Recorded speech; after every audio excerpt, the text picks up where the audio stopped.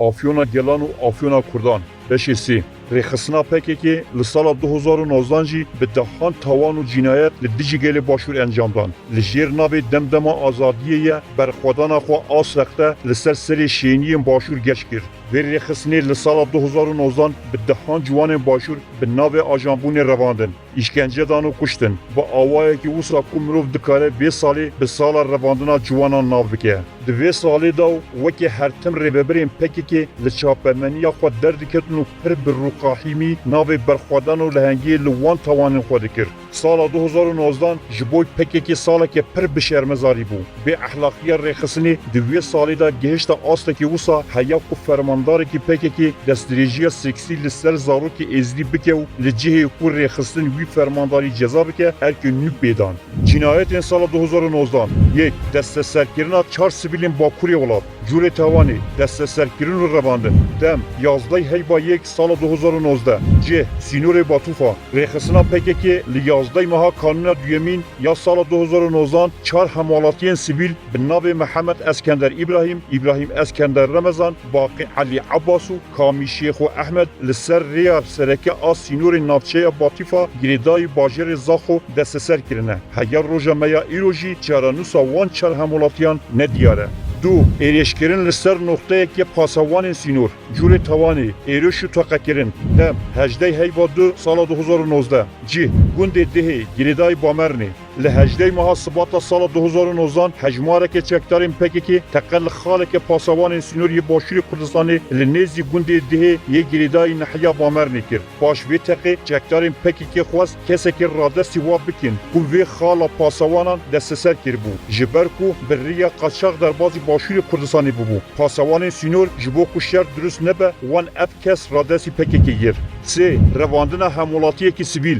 Curê Tewanê revandin û gevxwarin. Dem 21 heyva 2 sala 2019 cih gundên Mered û girêdayî bajarokê Jarava cinayetên PKK dewam dikin. Li roja 21 maha Sebata sala 2019 asayişa rêxistina PKK li gundê Mered û hemolatiyê bi navê Şiwan Hesên Hemed Emîn ku endamê PKK ye û xelkê gundê Serxankê girêdayî bajarokê Jaravaya desteser kir. PKK ew kes sêr rojan desteser kir û jê ra got ku nabe ew carekê din hatun û çoyînê li Sînorê navçeyê bike.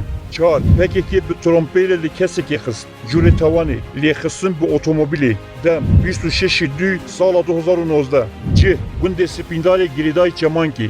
Li 26 meha Sibata sala 2019 hejmarekî çekdarên PKK ku di otomobilekî curê Toyota a pîkap debûn li gundê Spîndarê yê girêdayî navçeya Çemankê li ciwanekê xistin. Ew ciwan bi navê Saman Mecîd Ehmedew û bi giranî birîndar kir.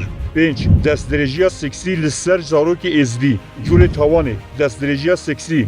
Dem dehî heyva 3 sala 2019 cih Şingal yek ji hezaran cinayetên pir bi ehlaq û qirêj yên rêxistina PKK li dehî meha adara sala 2019 çêbû. Wexta ku kadroyekî PKK bi navê Qoşar Weysî û xelkê Bakurê Kurdistanê ye li Şingalê destdirêjiya seksî kiriye ser zarokê êzidî yê temendeh sal. Ew zaro bi navê Eymen İbrahim Silêman Hesen û ji hoza feqîr û malbata zeroyê ye. Baş ku rêxistin bi vê tawana qirêj a kadroyê xwe haydar bûy amade nebû wî ceza bike. Lêbelê ew veguhasın Rojavayê Kurdistanê.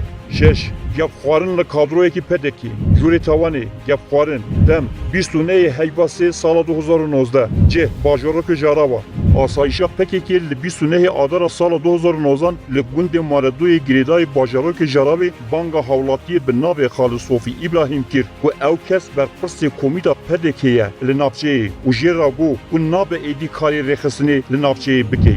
7. Teqekirin li wezîfedarekî şaredariya Sinûnê. Curê Tewanê teqekirin û hewla kuştinê. Dem 26 heyva 4 sala 2019 cih bajarokê Sinûnê.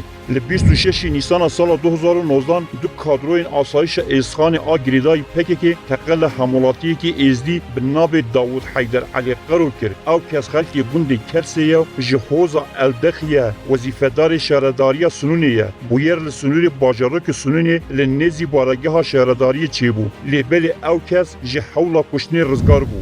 8. Revandina 3 hemolatiyan li binarê Qendîlê. Curê Tewanê revandin. دم داویا نیسان 2019 جه بنار قندیلی آسایش رخصنا پککی لداویا مها نیسان 2019 سه حملاتین سیویل جبنار قندیل رواندن باش کو روزه کی د زندان دا هشتن سربست بردن و گفل خوارن و ناب ایدی او حرکت لنافچه بکن نه تاجیز کرنا کارین وقت بارزانی آخر خوازی جور توانه تاجیز کرنا کارین خیرخوازی دم 28 هیوار 4 2019 جه سینور باجاروک سنی ل 28 ماه نیسان سال 2019 آسایش یکینه پاراسنا شنگال یه بجی آسر به پککی و لگوند کرس یه سینور باجر سنونی شاندک وقف خیرخوازی بارزانی و شاندک کلیسه نیبراسکا به سرپرشتیا لیروی لاب تاجیز کرد او شان جبو گهاندن آلیکاری با آواره سرداشت چیای شنگال سردان نافچه کربون آسایش یه بجی هر یکی جی پیردیان بر پرس اوفیس شنگال آد دزگاه خیرخوازی بارزانی و سلاح حسین جگیر وی دست سر کرن و جبوی بارگاه آسایش پکی که هاتن بگوازن و پیش را سربست بردان